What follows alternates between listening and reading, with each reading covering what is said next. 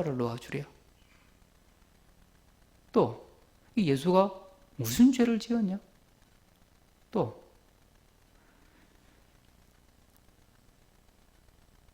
이 예수를 내가 어떻게 하면 좋겠냐?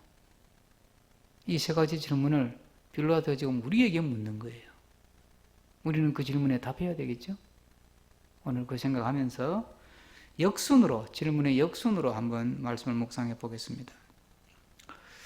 제가 이런 시나리오를 하나 만들어 봤어요. 간단한 시나리오. 골고다에 달려 돌아가신 예수님의 모습을 사람들이 지켜보고 있는데 거기에 어떤 엄마가 아이 손을 잡고 와 있어요. 그 아이가 그걸 쳐다보면서 하는 말이, 엄마, 저 사람은 무슨 죄를 지었어요? 그랬더니 엄마가, 응? 그거? 나도 잘 몰라. 오늘 제가 본문을 가지고 만들어 본 상황이에요. 저 사람 무슨 죄를 지었어요? 그랬더니 무리들이 답을 안 해요. 소리만 아각 지르고 십자가에 못 박아 죽여란 말만 하지, 예수가 무슨 잘못을 저질렀냐, 무슨 악한 일을 했냐, 그 죄목이 뭐냐 라고 물을 때 막 소리만 질러요. 답을 못해요. 안 하는지 못하는지. 그게 그거죠. 오늘 빌라도가 우리에게 이 시간에 묻습니다. 여러분, 예수님이 무슨 죄를 지었습니까? 예수님을 왜 십자가에 못 박아야 합니까? 예수님이 왜 죽어야 합니까? 여러분 뭐라고 답을 하시겠어요? 로마서 4장에 이렇게 말씀합니다. 예수는 우리가 범죄한 것 때문에 내어 줌이 되고 또한 우리를 의롭다 하시기 위하여 살아나셨느니라. 예수는 무슨 죄가 있어서 그 죄 때문에 재판을 받고 그 죄 때문에 십자가에 달려 돌아가신 것이 아니라 죄 없는 죄인이 돼서 죄인을 위하여 대신 죽으신 거죠. 예수님은 죄가 없다는 이야기예요. 죄가 없는데 죄인이 됐어요. 죄가 없는데 재판을 받아요. 죄가 없는데 고난을 당해요. 죄가 없는데 죽임을 당한다. 굳이 죄목을 붙인다면 남들 지은 죄 대신 뒤집어 쓴 죄, 내가 지은 죄를 대신 뒤집어 쓴 죄가 예수님의 죄란 말이에요. 그러니까 우리가 성경의 언어로 죄목을 붙인다면 속죄, 죄, 대속, 죄, 다른 사람 죄를 씻어주는 죄, 다른 사람 죄를 대신 책임져 주는 죄.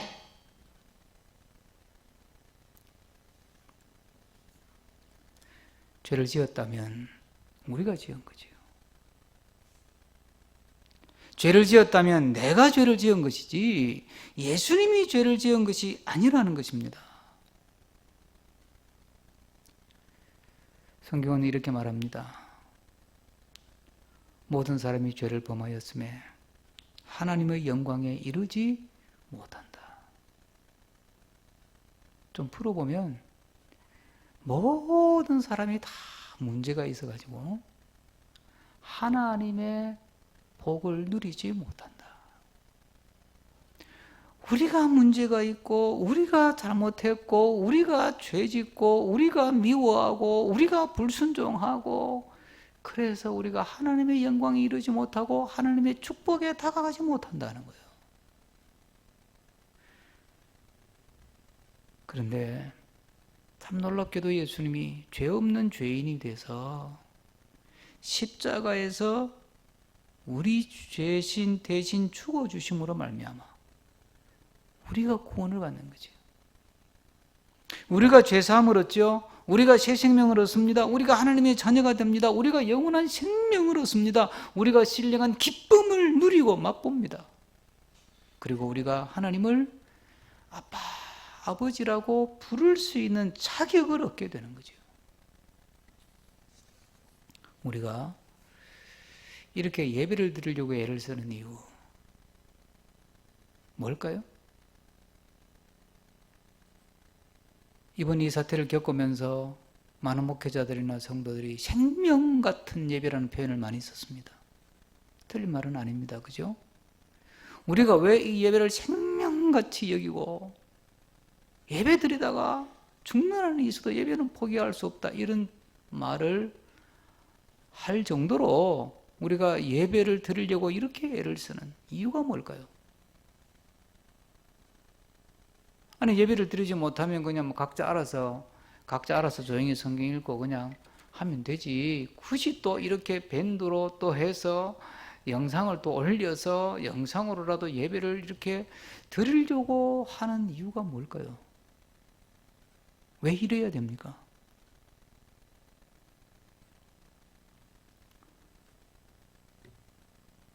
이유는 딱 하나입니다. 세상 사람들은 뭐 딴 이야기를 하고 다른 관점에서 자꾸 뭐 이렇게 뭐 꼬집고 뭐 험담하고 뭐 지적하고 막 그러는데 그거는 부차적인 것이고요. 우리가 예배를 이렇게 해서라도 예배를 드려야 되는 이유는 주님이 날 위해서 대신 십자가를 지고 죽임을 당해 주셨고 그래서 나에게 구원의 은혜를 주시고 하나님의 자녀가 되는 특권을 주시고 하나님을 예배하는 특별한 권세를 주셔서 우리를 하나님을 예배하는 예배자로 삼아 주셨기 때문인 줄로 깨닫고 믿으시기를 주의 이름으로 부탁합니다. 여러분, 하나님을 예배하는 예배자로 산다는 것이 얼마나 큰 특권이고 특혜고 은혜인지 그것이 어떻게 가능합니까? 죄 없는 주님이 나 대신 죄인이 되어서 십자가에서 죽임당해 주셨기 때문에 그래서 이 은혜를 누리는 겁니다. 주님께서 나를 위해 십자가에서 죽임당하심으로 내가 이제 하나님의 자녀가 되고 예배자가 되고 기도할 수 있는 권세를 가지고 말씀의 축복을 누리고 영혼이 잘됨 것이 범사가 잘되고 강건한 삶을 사는 혜택을 누리게 된 것, 그 주님의 은혜인 줄로 믿고 감사하며 고백하는 우리가 되기를 축복합니다. 빌라도는요, 예수님이 죄가 없다는 걸 알았습니다. 그것도 정확하게 알았습니다. 오늘 본문에도 보면 18절에 보면 빌라도가 재판하면서 얘들이 예수님을 재판에 넘긴 게 시기로 예수를 넘겨준 줄 알미라. 왜 내가 너희들에게 바라바를 풀어줄까? 그리스도란 예수를 풀어줄까? 질문을 던진 이유가 이 사람들이 그 예수님을 시기해가지고 예수님이 인기도 좋고 말씀도 잘 전하고 그리고 또 기적도 행하시고 막 그리고 영향력이 점점 이 거룩한 영향력이 확산되고 확장되니까 이 사람들이 시기하는 마음으로 예수를 재판에 넘긴 거지 무슨 죄가 있어서 넘긴 게 아니다. 딱 그동안 보고도 받았고 아니 파악했을 거 아니게 스스로 보니까 이거 죄도 없는데 아는 거예요. 심지어 오늘 본문에 보면 재판하는 중에 빌라도 총독의 부인이 급히 찾아와가지고 귀속말로 했는지 하여튼 성경에 기록이 남아있어요. 급히 다급하게 찾아와서 이 빌라도 총독에게 뭐라고 말합니까? 여보, 저 사람 옳은 사람이야.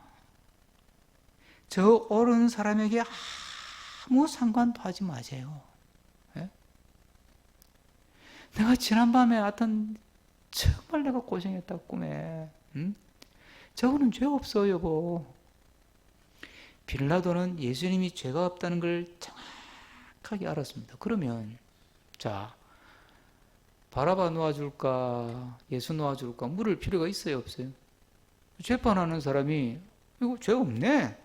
여러분 내가 조사도 해보고 또 다 이렇게 검토해보니까 신문도 해보니까 죄가 없어요 이분은. 자 무죄 석방. 그럼 끝나는 거예요 재판이. 그런데 왜 물어요? 네?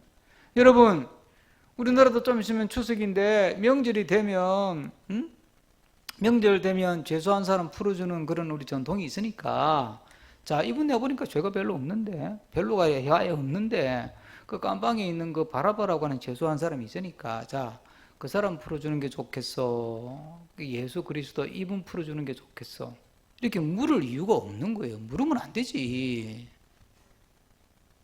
왜 물어요? 예수님이 죄가 있냐 없냐를 따지는 게 아니에요. 지금 빌라도는. 이 재판에, 빌라도에게 있어서 재판의 목적이 뭐예요? 내가 총독으로서 어떻게 하면 이 나라를 잘 다스리고 별 탈 없이 밀란도 안 일어나고 별 탈 없이 내가 총독의 임기를 잘 마칠 수 있느냐? 무엇이 진리냐? 무엇이 팩트냐? 무엇이 바른 것이냐? 관심 없어. 어떻게 해야 내가 이 총독으로서의 자리를 지키고 정치적인 이익을 얻고, 예? 관심이 거기에 있는 거예요. 여러분, 우리 마음속과 비슷하지 않습니까? 우리 마음속과 좀 비슷하지 않습니까? 빌라도는 예수님을 내가 선택할 수 있는 여러 개의 선택지, 여러 가지의 선택할 수 있는 것 중에 하나 정도로 생각하는 거예요.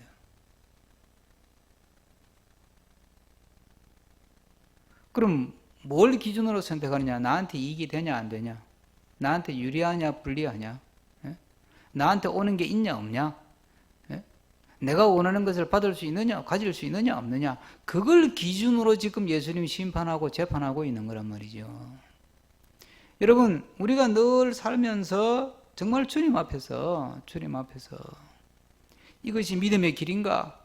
이것이 순종의 길인가? 이것이 말씀의 길인가? 이것이 진리의 길인가? 이것이 영적인 길인가? 그것을 고민하고 그렇게 가느냐?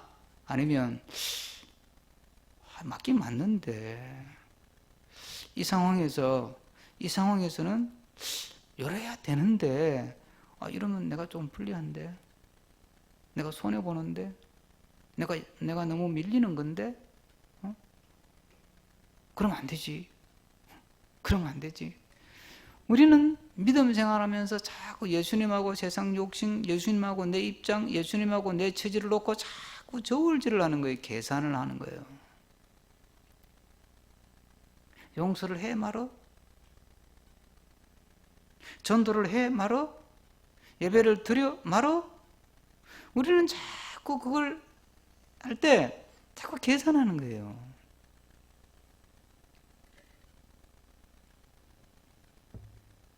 빌라도가 머리를 썼습니다. 어떻게 머리를 썼습니까?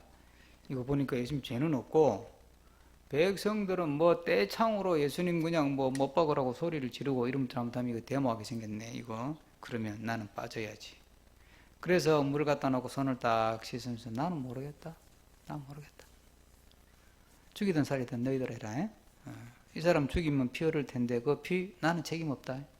너희들 책임 다져라. 나는 모르겠다고 손 씻고 빠진 거예요. 된 것 같죠?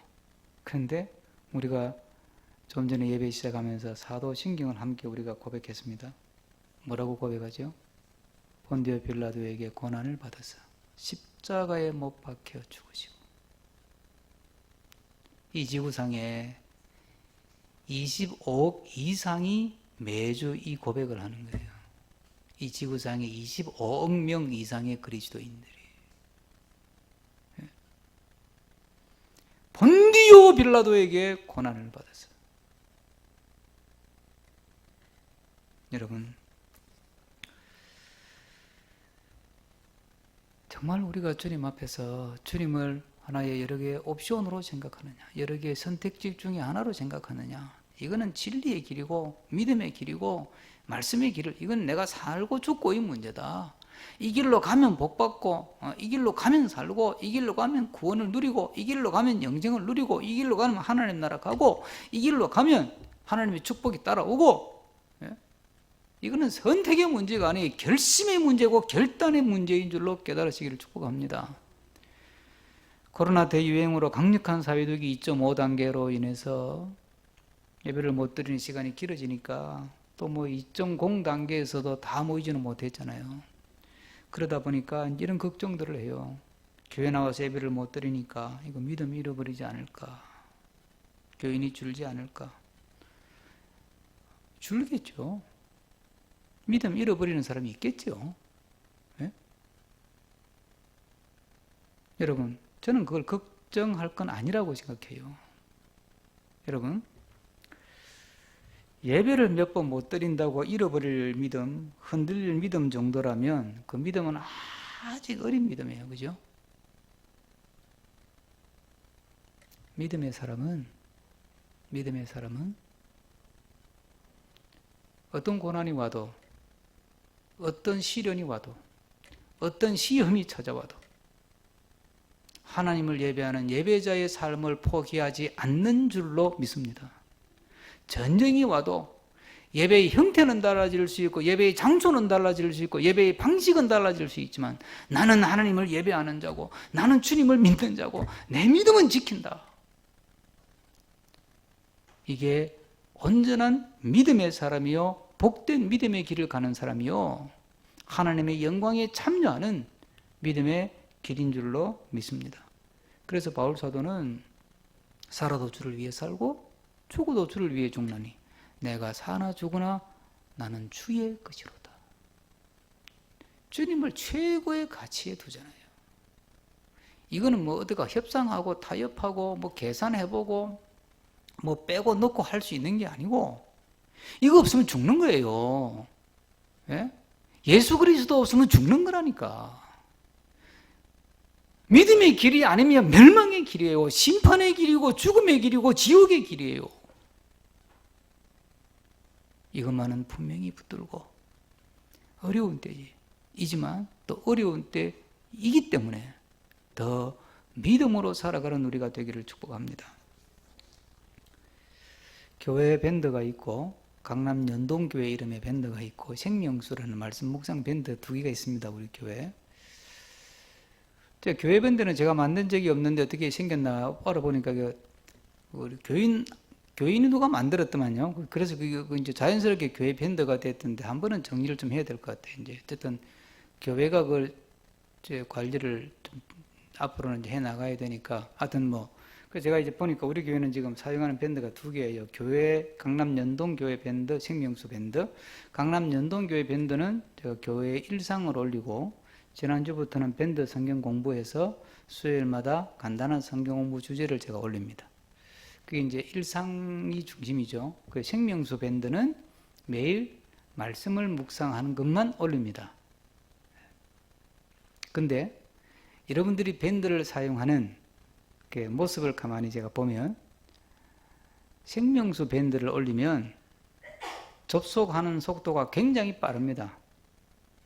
생명수 밴드를 딱 올리면 반응이 빠르고요. 그리고 접속하는 사람 수가 훨씬 많습니다. 강남 연동교회 밴드는 교회 일상을 올리는 뭐 사진도 찍어 올리고 교회 상황도 제가 설명해서 올리는 게 있잖아요.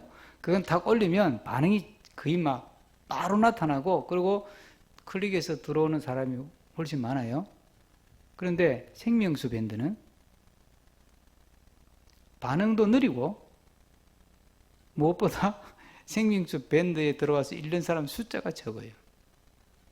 어떨 때는 강남 연동교회 밴드의 절반밖에 안 돼요. 제가 그 모습을 보면서 이런저런 생각을 좀 해봤어요.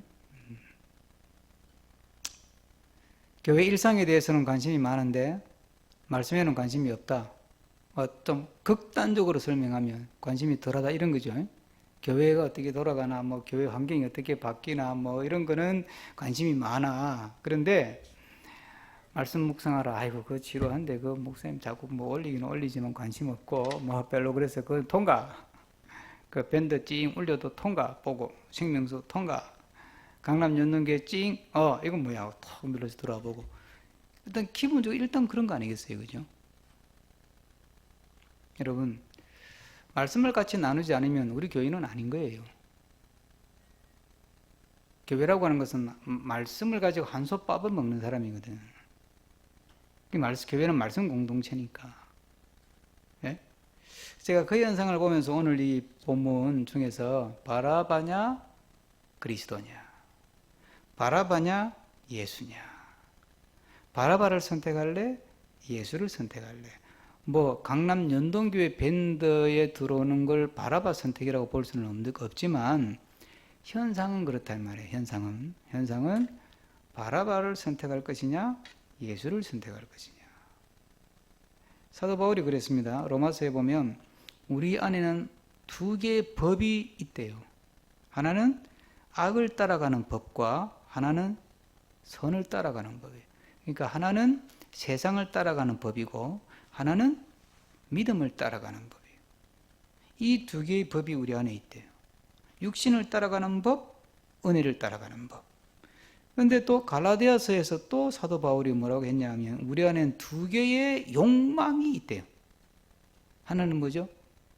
육신의 소욕. 그래서요, 육신을 따라가는 욕망, 육신의 쾌락, 육신의 편안함, 자기 욕심, 자기 주장, 자기 고집, 자기 논리, 이를 따라가는 육체의 소욕. 그 다음에 성령의 소욕, 성령의 욕망이 있대요. 성령의 욕망은 말씀을 따라가고 순종의 길을 가고 9가지 성령의 열매 나오잖아요. 그죠? 사랑하고 화평하고 인내하고 충성하고 온유하고 절제하고 뭐 이런 게 있잖아요. 그걸 따라가는 욕망. 이 두 개의 욕망이 내 안에 있다는 거예요. 근데 이 두 개 그냥 있는 게 아니고 서로 막 싸우는 거예요. 어떨 때는 얘가 이기고 어떨 때는 쟤가 이기고 어떨 때는 육신이 이기고 어떨 때는 믿음이 이기고 어떨 때는 악이 이기고 어떨 때는 선이 이기고 어떨 때는 바라바가 이기고 어떨 때는 예수님이 이기고. 주일 되면 캠핑을 갈까 교회를 갈까. 요즘 캠핑이 대세라는데. 오후에좀 시간이 있으면 드라마를 볼까 성경을 읽을까. 요즘 트로트가 요즘 대세인데 트로트를 들을까 찬양을 들을까 뭐 그런 거지 뭐. 그렇죠? 불평을 할까 감사를 할까, 순종을 할까 불순종할까, 허물을 덮어주고 용서를 할까, 미워하고 원망하고 지적할까, 화를 낼까 참고 인내하고 기다려줄까. 우리는 늘 우리 안에 바라와 예수 이 두 개의 세력이 우리 안에서 늘 싸우는 거죠. 우리가 잘 아는 유명한 일화가 있습니다. 워낙 유명한 일화라 한 번 더 소개합니다. 어떤 노인이 손자한테 내 가슴에는 늑대 2마리가 산다. 한 늑대는 마음이 굉장히 착하고 상냥하고 남을 해치지 않고 욕하지 않고 험담하지 않고 뒷담하지 않고, 한 놈도 다른 늑대는 심보가 고약해가지고 막 욕심부리고 남 험담하고 뒷담하고 뒤에서 구시렁하고 그런 늑대가, 이 두 늑대가 사는데 이 두 늑대가 틈만 나면 서로 싸운다. 무슨 일이 하나 터지면 서로 싸운다. 그랬더니 손자가 할아버지 그러면 그 두 늑대가 싸우면 어떤 늑대가 이겨요? 이렇게 물으니까 할아버지가 뭐라고 답했습니까? 내가 먹이를 주는 늑대가 이기지.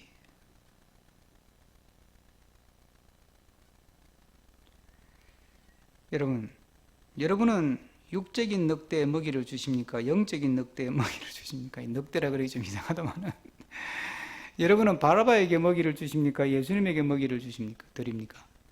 바라바의 손을 드십니까? 예수님의 손을 드십니까? 육적인 것을 더 챙깁니까? 영적인 것을 더 챙깁니까?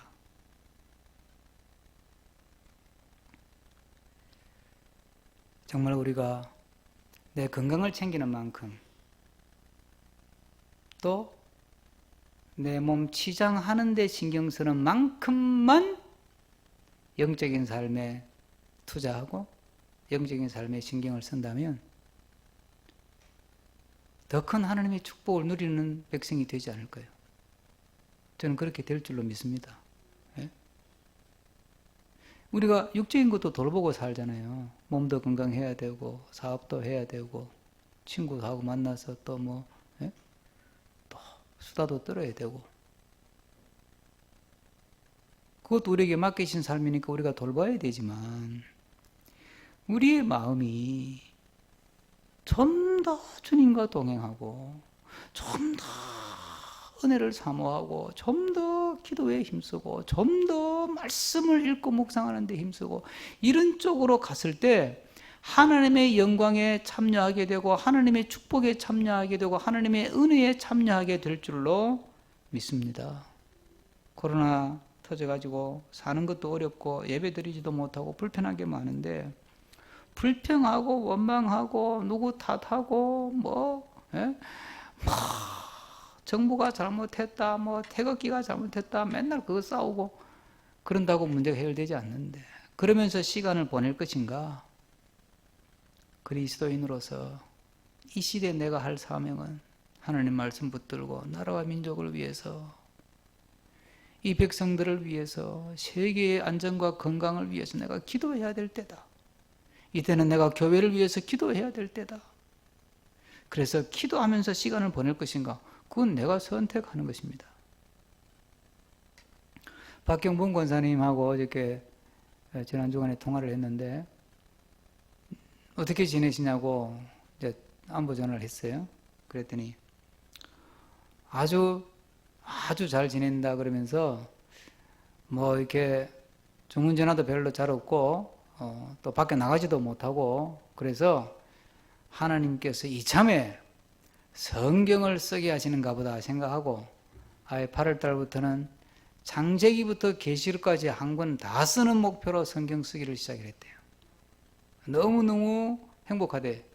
저녁 시간에 되면 이제 막 성경을 다 공책을 하나 두꺼운 걸 사가지고 쓰는데, 창세기 거의 다 썼대요.